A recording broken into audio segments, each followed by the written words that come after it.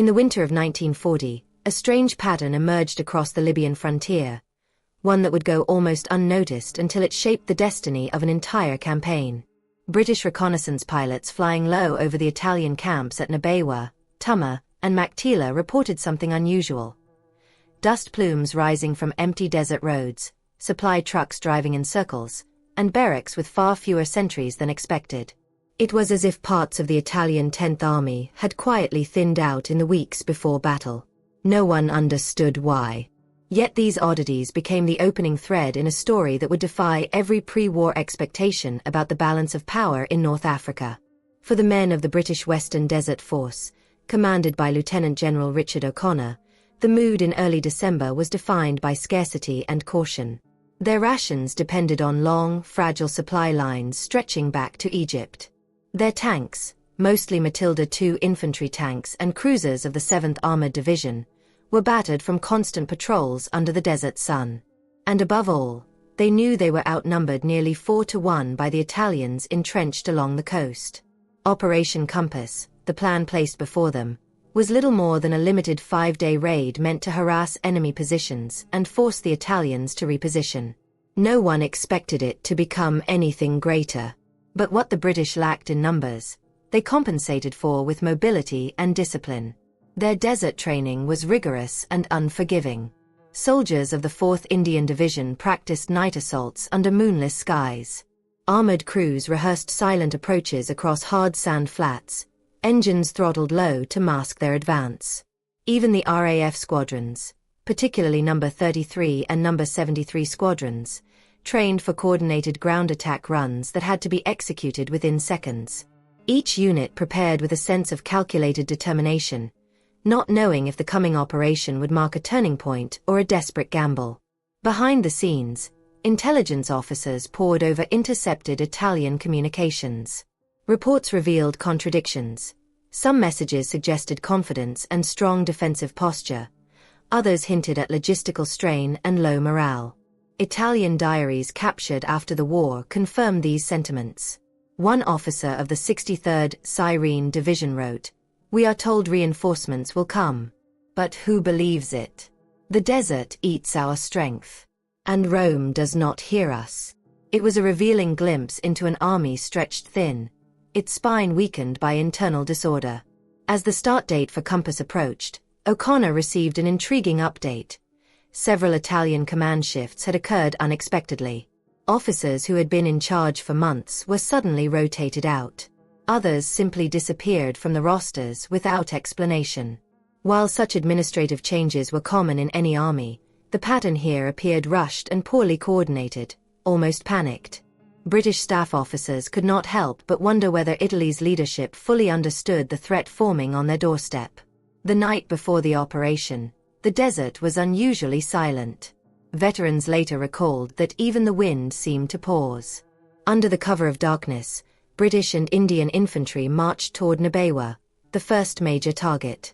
Matilda tanks, slow, heavily armored, and nearly impervious to Italian anti-tank guns, moved in tight formation, their silhouettes barely visible against the dunes. One tank commander, Lieutenant Henry Murchison, noted in his diary, "It felt like the desert held its breath with us. Not a soul suspected what was coming, and we ourselves doubted it would work." The assault began in the early hours of December 9th.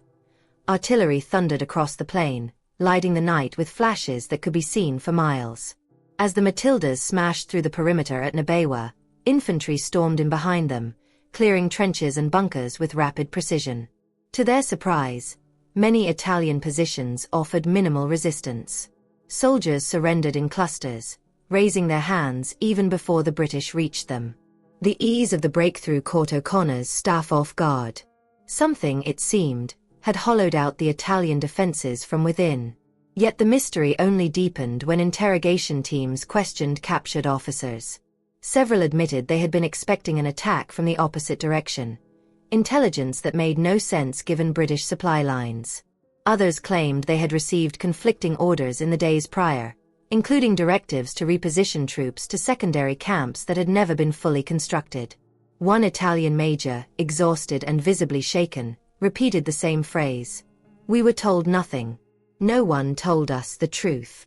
For the British troops pushing forward, these oddities raised questions that could not yet be answered. Why were Italian camps left undermanned? Why had reinforcements not been positioned where they were needed most? And why had so many officers been transferred or disappeared just before the fighting? As dawn rose over the shattered camp at WWII, the success was undeniable, but the reasons remained clouded. Operation Compass had begun as a small raid, but the mysterious cracks in Italy's defenses hinted at a far larger opportunity. And as the Western Desert Force prepared to strike deeper into enemy territory, one thing became clear. The desert was hiding a story no one had yet uncovered. Before dawn on December 10, 1940, the desert air carried a chill that felt out of place in the vast North African expanse. Yet the cold wasn't what unsettled the British troops preparing for the next strike. It was the realization that their first victory at WWII, achieved with astonishing ease, defied every expectation and intelligence report. The Italians had been well armed, well entrenched, and numerically dominant. And yet, the defensive line had cracked open like a shell. As the Western Desert Force prepared to move on Tama and Sidi Barani, whispers of the strange Italian collapse spread through the ranks, adding a layer of suspense to what should have been a straightforward continuation of the attack. Lieutenant General Richard O'Connor quickly reorganized the assault groups, sensing that he might have a fleeting moment to exploit. The 4th Indian Division, under Major General Noel Beresford Pearce, shifted focus to the twin fortified camps at Tama East and Tama West. Meanwhile, the 7th Armored Division prepared for a rapid envelopment, their cruiser tanks fanning out across the hard sand flats to strike the Italians from an unexpected angle. Each move was calculated, deliberate, yet tinged with curiosity. Why, officers wondered, had the Italians abandoned their forward posts so suddenly? The attack began in mid-morning, with British artillery opening a violent barrage that shook the ground beneath the advancing infantry. As the shells landed, a strange observation emerged. Italian counter-battery fire was nearly non-existent. Gun positions that had been clearly identified days before either remained silent or fired with erratic inaccuracy. Captain Andrew Collins of the Royal Artillery later remarked, "It was as though the guns were manned by ghosts. You saw the emplacements, the sandbags, the ammunition crates, but not the men." When the infantry of the 4th Indian Division breached the perimeter at Tama West, they encountered determined but disorganized resistance. Many Italian troops fought hard, but lacked coordination. Others were missing entirely from their posts. In one bunker, Indian troops found hot rations still sitting on a field stove, as if the garrison had departed moments before the assault, leaving no sign of urgency or panic. The British began to note inconsistencies: missing field officers, abandoned communication sets, and half-written orders scattered across command tents. Meanwhile, the armored squadrons, especially the Matildas of the 7th Royal Tank Regiment, punched through the defensive lines with mechanical precision. Italian anti-tank crews, trained to disable lighter vehicles, found their guns hopelessly ineffective against the thick armor of the Matilda II. Survivors later recounted firing dozens of rounds that simply bounced off the British tanks like thrown pebbles. Panic spread quickly. Units retreated in confusion, some even running into British cavalry patrols they never expected to encounter. But the true mystery emerged when British intelligence officers began questioning prisoners. Several Italian corporals and sergeants claimed that, in the days before the attack, they were informed that a major redeployment was coming, and that their camps would soon be reinforced. Yet no reinforcements ever appeared. Instead, senior officers departed quietly, some reportedly leaving during the night without issuing updated defensive orders. One Italian sergeant from the Maletti group described receiving contradictory instructions. "We were told to prepare for a withdrawal, then told to hold the line. Our commanders argued. We did not know who was in charge." This confusion echoed through multiple captured testimonies. It was not cowardice, as some British propaganda later implied. It was a breakdown in leadership. Entire chains of command had dissolved days before Compass began. But why? British analysts struggled to determine whether the cause was internal conflict within Italian ranks, a misinterpreted intelligence scare, or perhaps Rome's misunderstanding of the British threat. As Tumma West fell, Tumma East soon followed. The coordinated assault lasted hours, but the result was decisive.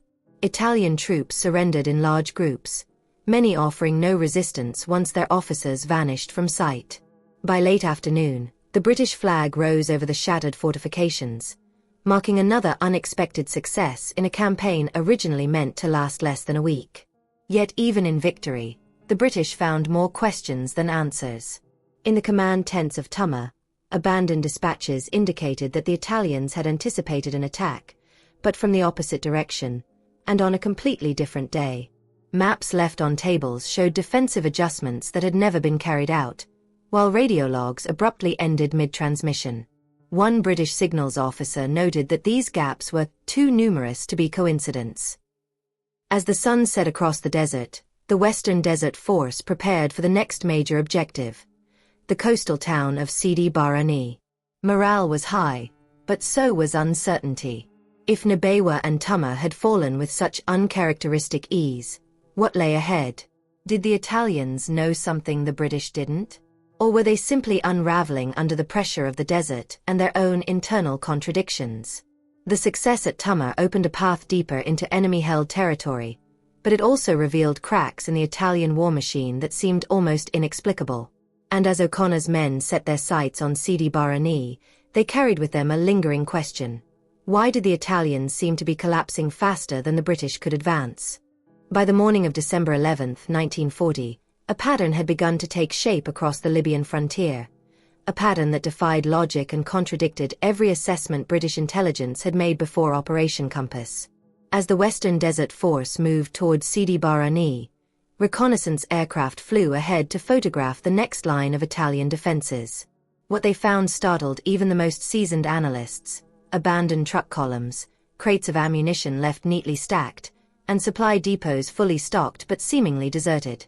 The Italians had left behind enough material to support weeks of resistance, yet the positions themselves looked as though they'd been vacated in haste, or without a clear chain of command. This strange absence would become one of the central mysteries of the early Desert War. Sidi Barrani was no minor outpost. It served as the headquarters of the Italian 10th Army's forward operations and a critical anchor of their fortified camp system.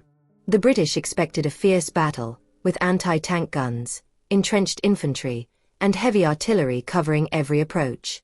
Instead, what they encountered as they neared the town was disorganization bordering on collapse. Italian columns attempted to retreat along the coast road, but many moved without escort or guiding officers. Some convoys circled off course, mistakenly driving into dry wadis or stalled behind broken vehicles. As war correspondent Alan Moorhead later wrote, it was as if the desert had confused them, or something deeper, some paralysis of command, had set in. The assault on Sidi Barrani unfolded with surprising efficiency. The British 16th Brigade advanced along the coast while armored units of the 7th Armored Division cut inland to encircle the town. RAF fighters strafed retreating columns, further eroding Italian morale. Yet despite the intensity of the attack, pockets of Italian resistance crumbled far sooner than expected. Many soldiers surrendered as soon as British forces appeared, waving makeshift white flags or laying down rifles in neat rows. Others abandoned functioning artillery pieces without firing a single shell. This unusual pattern was noted by British commanders, who had expected the Italians to defend Sidi Barrani bitterly. Instead, they found deserted batteries, untouched ammunition, and command posts strewn with half-written orders. One such order, discovered by Major William Tanner of the Coldstream Guards, directed the local brigade commander to hold position until reinforcements arrive. Yet there was no indication that reinforcements had ever existed, or that the message had been read. Captured Italian communication logs further deepened the mystery. Many transmissions ended abruptly, without proper sign-off or continuation, suggesting that operators had abandoned their posts mid-shift. In another log, a dispatch mentioned a planned redeployment of the 64th Catanzaro Division that never took place. Intelligence officers wondered whether the Italian High Command had issued conflicting orders or whether chaos within the staff headquarters had severed the Army's operational cohesion. Personal testimonies from captured officers painted a picture of an army struggling with more than just British pressure. One Italian junior officer claimed that rumors had swept through their ranks about a possible British landing behind their lines, an impossibility given the Royal Navy's commitments at the time. Another insisted he had been ordered to move his company to an entirely different sector, only to find that no such order existed in written records. Miscommunication was certainly one explanation, but the sheer scale of contradictory instructions suggested something more systemic. As British forces consolidated control of Sidi Barrani by December 11th's end, they discovered entire regiments that had attempted ad hoc retreats through the desert without maps or supply support. Many of these units, dehydrated or disoriented, walked directly into British patrols and surrendered. Among the prisoners were several officers who admitted they had not received any coordinated plan from the 10th Army's headquarters since the operation began. The breakdown wasn't happening at the tactical level. It was unraveling from the top. Beyond the battlefield, historians later identified several factors contributing to the Italian collapse. Poor leadership under Marshal Graziani, logistical overextension, and a deeply flawed fortress-style defensive system all played their part. Yet the speed of disintegration during Compass still raises questions. Why were so many Italian positions seemingly abandoned just hours before the British arrived? Why did officers disappear from rosters days before critical engagements? And why did entire Italian battalions retreat without orders, leaving behind intact supply depots as though expecting to return? In one of the most striking discoveries, British troops found an Italian field hospital south of Sidi Barrani that had been left operational. Beds made, medical kits open, some lanterns still burning, but with no staff present. Not a single explanation was found. The absence was eerie and suggested an evacuation made either in panic or under misdirected command. By the time the fighting ended at Sidi Barrani, the Italians had suffered another staggering defeat. More than 38,000 prisoners were taken, along with large quantities of equipment. But the British victory came with something intangible, a sense of unease. The Italians were not acting as expected. Their positions were collapsing faster than British units could advance, as if the structure holding the 10th Army together had been quietly removed. As O'Connor's forces regrouped, preparing for the next major phase of the offensive, one thought lingered among officers and analysts alike. If the Italians had slipped so quickly at Sidi Barrani, what would they find deeper into Libya? The mystery of the vanishing defenses was growing, and the next objectives, Bardia and Tobruk, promised to reveal even more. By late December 1940, the British Western Desert Force was no longer operating on the margins of a limited raid.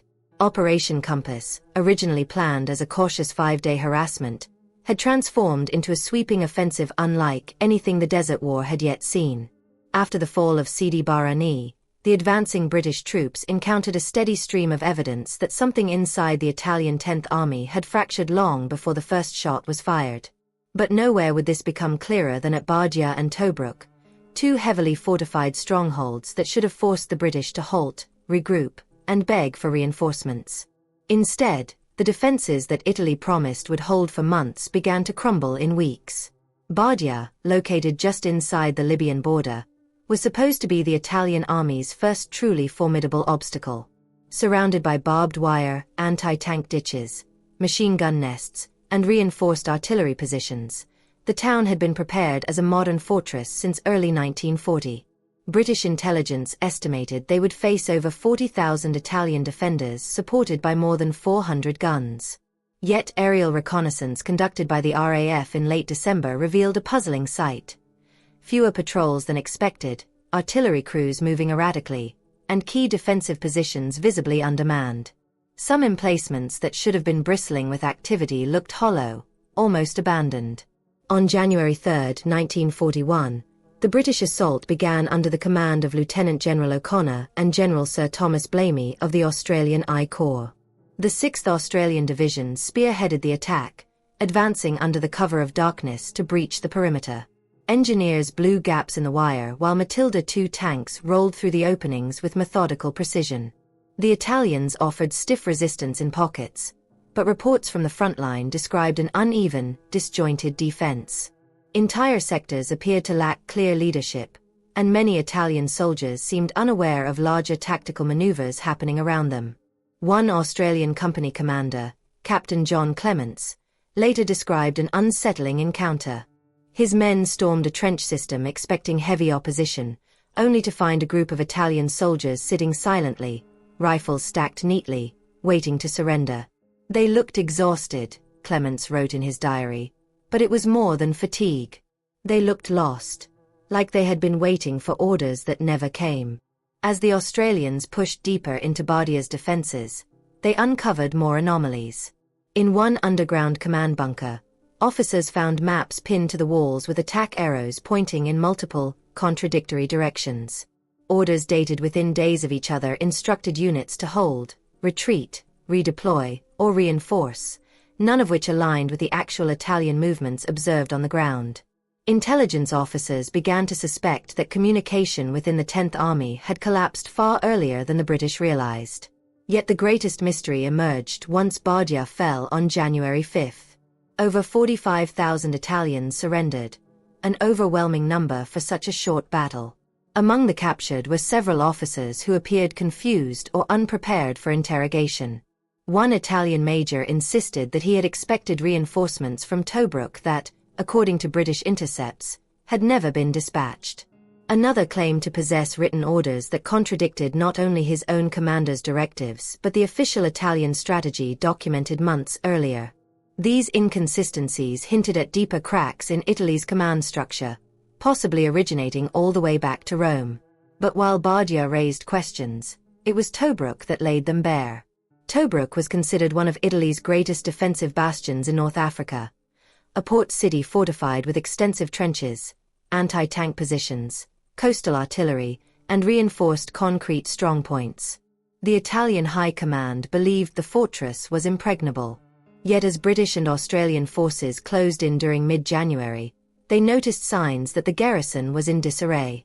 Patrols from the 7th Armoured Division intercepted Italian dispatch riders who carried sealed orders that contradicted the unit movements observed near the front. In some cases, entire Italian companies had changed positions without notifying adjacent units, leaving dangerous gaps in the defensive perimeter. On January 21, the attack on Tobruk began. Australian infantry advanced behind Matilda tanks, smashing through Italian strongpoints with relentless coordination. Once again, some Italian units fought bravely, but overall resistance was scattered and inconsistent. Reports indicated that Italian artillery fire was heavy in some sectors but inexplicably absent in others. In one fortified position, British troops found an entire anti-tank battery with its guns properly aligned and fully stocked, but without a single crewman present. No signs of struggle. No evidence of last-minute evacuation. Just silence. One intelligence officer, Lieutenant Harold Briggs, later described the scene as a fortress defending itself in fragments, each piece acting alone, without guidance from the whole. When Tobruk fell on January 22, the British captured more than 25,000 Italian troops and vast quantities of equipment. But they also found missing dispatches, abandoned headquarters, and command rooms with incomplete logs that ended abruptly on days when the Italians should have been preparing for the assault. Historians would later debate whether these anomalies were signs of internal dissent, widespread miscommunication, or simple logistical collapse. Some argue that Rome's unrealistic strategic directives had forced local commanders into impossible situations. Others point to poorly trained reserve officers who stepped into roles far beyond their capabilities.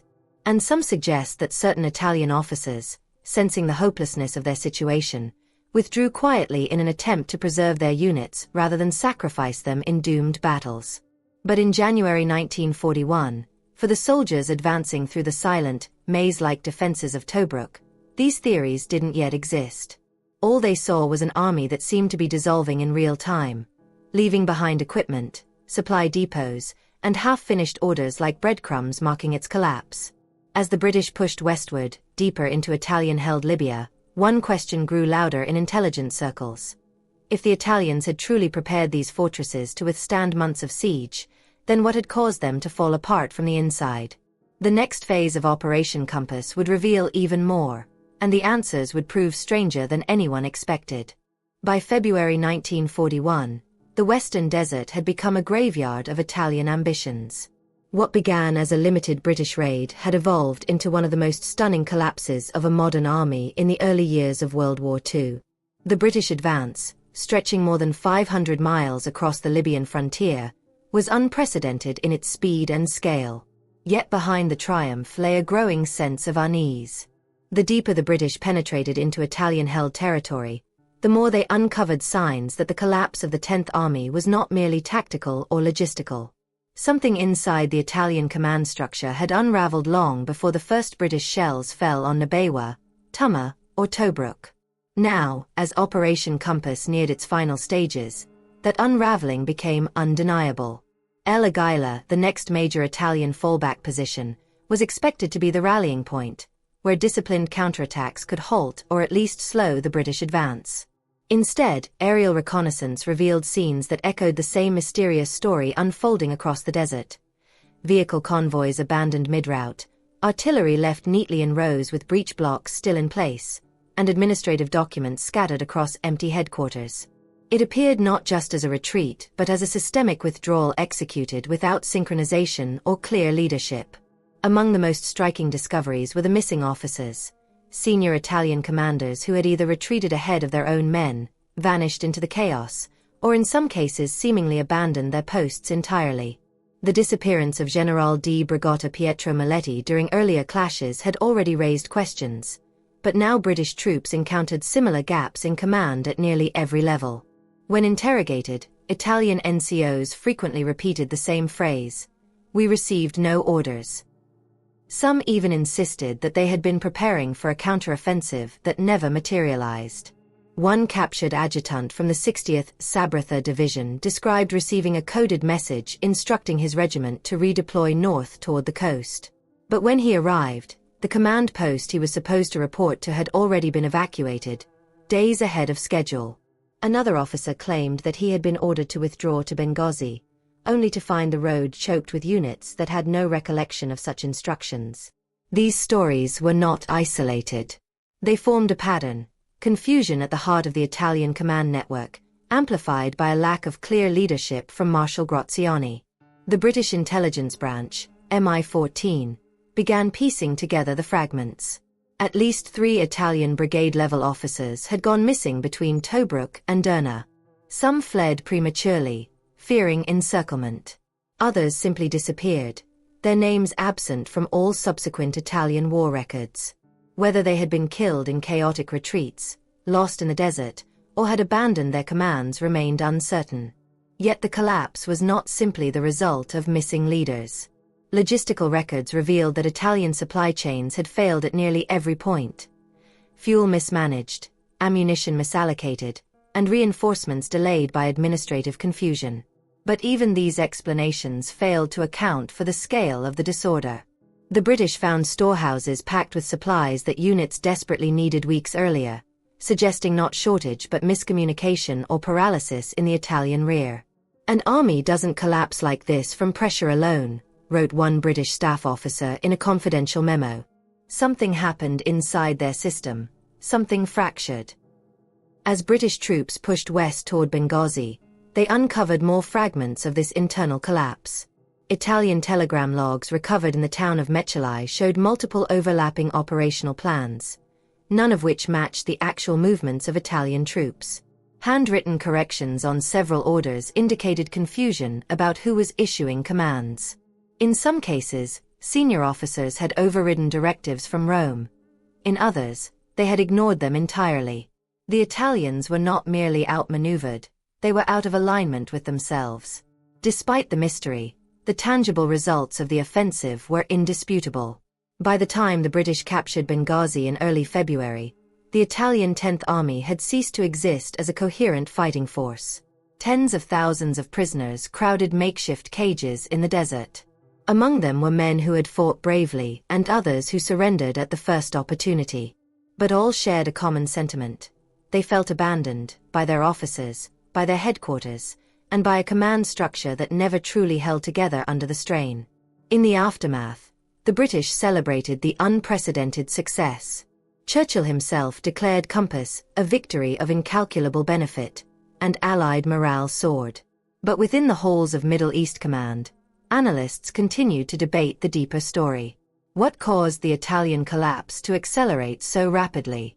Were the internal failures purely structural, or were there deeper issues of morale, communication, and leadership that had been overlooked? And why had so many Italian officers disappeared in the days and weeks before critical engagements? Modern historians still scrutinize these questions. Some argue the collapse was inevitable, a product of poor logistics, outdated doctrine, and low morale. Others suggest more subtle factors: infighting within Italy's military hierarchy, misinterpretation of intelligence, or simple disbelief in Rome's unrealistic expectations. The truth, like the desert, remains partially veiled. By the end of Operation Compass, the British were poised at the threshold of further advances. Yet events in Europe and the arrival of the German Afrika Korps would soon shift the balance once more. For now, though, one thing was unmistakable: the Italian 10th Army had not merely been defeated, it had disintegrated, leaving behind as many questions as prisoners. And as the dust settled across the Libyan frontier, the greatest mystery of Compass still lingered in the air. How could an army of over 130,000 men collapse faster than the force that defeated it could advance? In the quiet weeks after Benghazi fell, as the British Western Desert Force halted its advance to regroup, a deeper understanding of Operation Compass began to take shape, one that extended far beyond the battlefield. Victory in North Africa had come with breathtaking speed, but it had also revealed an unsettling truth. The Italian 10th Army had not simply been outfought. It had come apart. And the reasons for that collapse, even after the dust settled, remained clouded in contradiction, missing records, and unanswered questions. For the men who fought through Nabawa, Sidi Barani, Bardia, and Tobruk, the terrain itself helped preserve these mysteries. The Libyan desert was vast, empty, and indifferent, swallowing tracks, wrecks, and even entire units in sudden sandstorms. Patrols often stumbled upon abandoned Italian positions with no sign of struggle or retreat. In one case, British scouts from the 11th Hussars discovered a motorized supply column sitting neatly arranged on a hard sand plateau. The vehicles were in working order. The supplies were untouched. Yet there was no trace of their crews. It was as if they had stepped away for a moment and never returned. No diary entries explained it. No reports clarified it. The unit simply vanished into the desert's anonymity.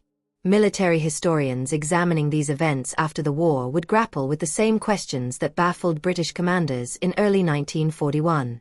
Italy's logistical system was undeniably flawed, its trucks overburdened, its fuel stocks limited, and its roads primitive. Leadership was inconsistent at best, and morale had been worn thin by months of supply shortages and desert monotony. But none of these factors fully explained the speed of the army's collapse. The British had expected stubborn resistance. Instead, they found mismatched orders, half-finished withdrawal plans, and missing field officers who had quietly exited the chain of command before the fighting reached its peak. Records from Rome, declassified decades later, added only partial clarity. Some messages suggested that Marshal Graziani, desperate, overwhelmed, and increasingly distrustful of his own staff, had rotated key officers away from critical posts without informing regional commanders. Other dispatches indicated that local Italian units had begun fabricating their own intelligence assessments, leading to contradictory orders that paralyzed entire divisions. At least one intercepted message hinted at a fear of encirclement so deep that officers preemptively evacuated before a threat materialized. But these explanations felt fragmented, lacking the cohesion one expects from a modern military bureaucracy. Meanwhile, first-hand accounts from Italian soldiers painted a more human picture. Many described feeling abandoned long before the British arrived. Others recalled hearing rumors of imminent reinforcements that never came. A few mentioned seeing their commanders depart in staff cars during the night, leaving junior officers to improvise defensive plans. These testimonies, though emotionally raw, only added to the confusion. No single story aligned perfectly with another, suggesting that the breakdown was not a single event, but a series of cascading failures amplified by fear, miscommunication, and the isolating geography of the desert. For the British, the victory was historic, but the mystery endured. even as they prepared to face the sudden arrival of the German Afrika Korps, led by the soon-to-be legendary General Erwin Rommel. The unanswered questions from Compass lingered in intelligence briefs and post-action reports. Some analysts suspected deeper structural flaws in the Italian command network. Others theorized that Rome had issued conflicting operational goals that became tangled as they filtered down through layers of bureaucracy. A few quietly proposed that personal rivalries among senior Italian officers had undermined coordination at the worst possible moment. Yet most historians agree on one point. Operation Compass succeeded because British forces seized the initiative in a moment when the Italian army was weakest, psychologically, logistically, and structurally.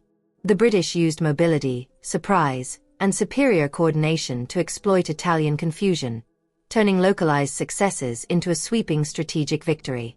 But even this explanation leaves a lingering uncertainty. If the Italian 10th Army was collapsing internally, why did so many signs of disorder appear only in the hours and days before critical battles? Why were entire positions abandoned while others fought fiercely? And why do Italian and British archival records contain such pronounced gaps in the same time period? Missing orders, incomplete logs, and personal diaries that end abruptly. In the end, Operation Compass stands as both a triumph and a riddle. A meticulously planned operation that exceeded every expectation, and a campaign in which the enemy's failure remains partially obscured by the fog of war and the silence of the desert. For every clear tactical explanation, there is a missing dispatch. For every confident historical assessment, there is a contradictory field report. And so, the story closes not with a definitive answer, but with an enduring enigma. Operation Compass succeeded beyond all prediction, but the exact reasons for the Italian army's rapid disintegration remain a puzzle historians continue to sift from the sands of North Africa. In the shifting desert light of early 1941, as British forces prepared for the next chapter of the war, one truth became clear. Victory had been won, but the desert still kept some of its secrets buried.